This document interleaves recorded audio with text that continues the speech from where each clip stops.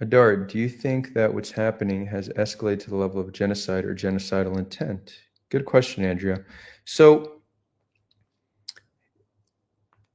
normally when I'm describing things and writing things, I don't use the term genocide often, but the primary reason for that is because I'm not interested in getting into an argument on terminology. I'd rather just talk about the implications of what's going on.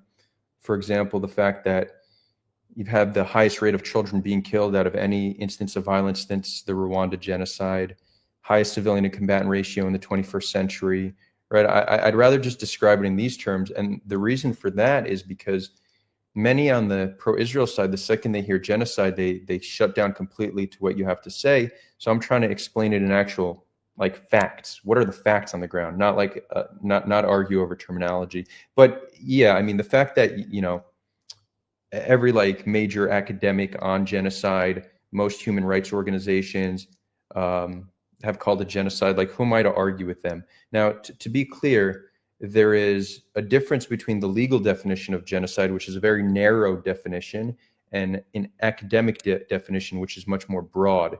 So will this be proven to be a genocide legally? Unclear. It's very hard to prove intent.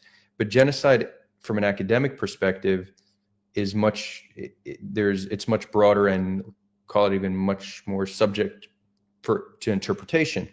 But there's pretty much a consensus at this point that it's a genocide. And, I would even go on to say, like, people say, oh, but that's just anti-Israel bias. People are calling Israel out, or they're being unfair to Israel. But if you actually if you go to Wikipedia and you look at the list of genocides from the 21st century, you'll see a list of things that scholars and academics are calling genocide. Almost all of them have not been as deadly as Gaza. So there's not an unfair application of the term. There just isn't. Gaza is worse than many other instances of violence that are being described by academics as genocide. So